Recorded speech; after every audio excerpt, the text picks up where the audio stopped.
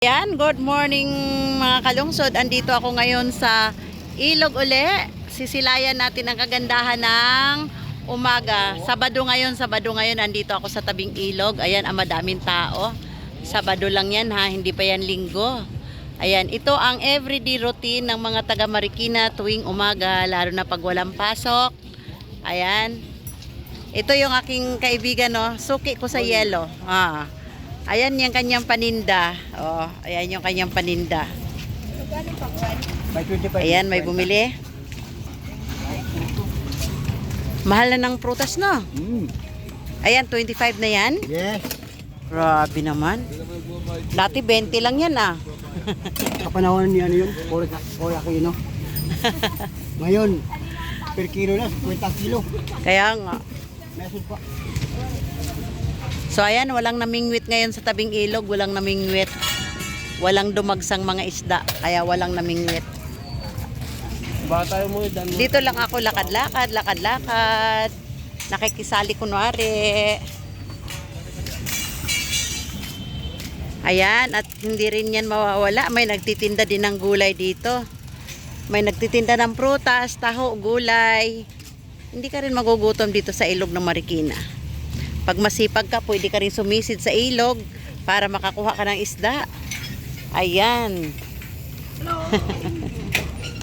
Gulay, good morning. Ayan, mga kumari ko. Oh. Pagka dito, hindi ka magugutom talaga. Oo nga, no? Kailangan mo lang sipag, tsaga. Pag yun nalis mo sa katawan mo, gusto ka rito. Talaga. Totoo yan. Ayan, narinig nyo? Kailangan lang sa isang tao masipag at tsaga-tsaga. Pagka iyan ang inalis mo, gutom ka. Nga nga. Ayan, diskarte lang yan si ate.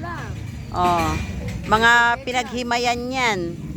Pagkatapos itatali mo ng 10-10, pera na. Oh, kaysa naman itatapon na ganito pa kaganda. Ayan. Dapat itatapon na yan eh. Pero ginawa ng diskarte, naging pera pa yan. Yan. Pag pinaglagasan lang yan, hindi pang tapon yan. Sa Mm. kanila yung pantapon na sebek, pakinabangan pa. Oo. Malaking tulong pa. Oo. May dudulong dito sa isang taong maralita.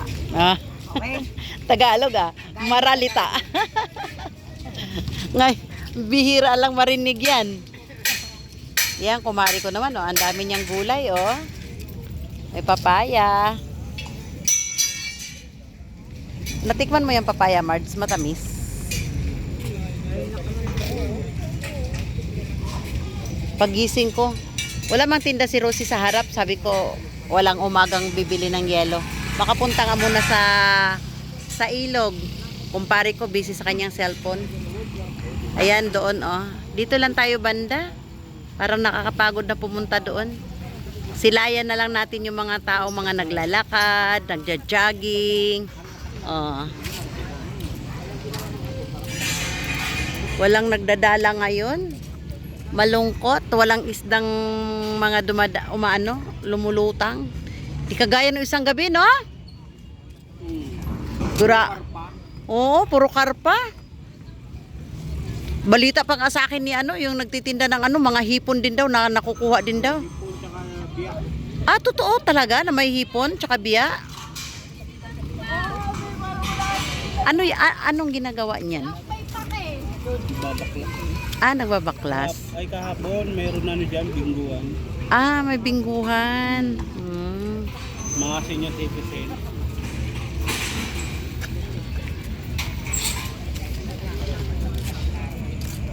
So, ayan.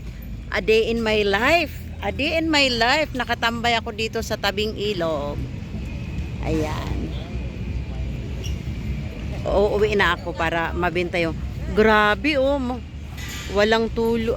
Kunti lang ang tulog ko. Siguro mga 3 hours lang. Kaya, ayan ang ating namumugto para tayong hiniwalayan ng ating minamahal sa buhay. O, tingnan nyo. Para akong bagong umiyak. Kulang sa tulog yan. So, ayan lang mga kalungsod.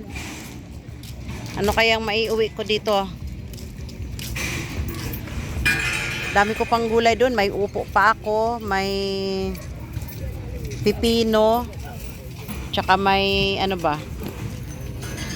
Gusto ko sana, ayan oh. Ano yan, lansunis? Ah, luya. So, ayan mga kalungsod and bye-bye.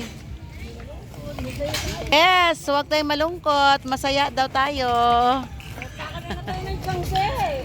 Inol mo doon sa sangge. Diba? Wala pang ano, wala pang mga tinda. Kasi mga pinatayo doon. O, tinatayo pa lang. Tsaka na kapag ka may ano, taon-taon naman yun, nagbibideo ako doon pagka meron na. May mga ano, may mga rides na. Oh, may mga rides na nga. Vlog mo. Vlogger ka pala. Paano nakita mo So, ayan. Thank you so much.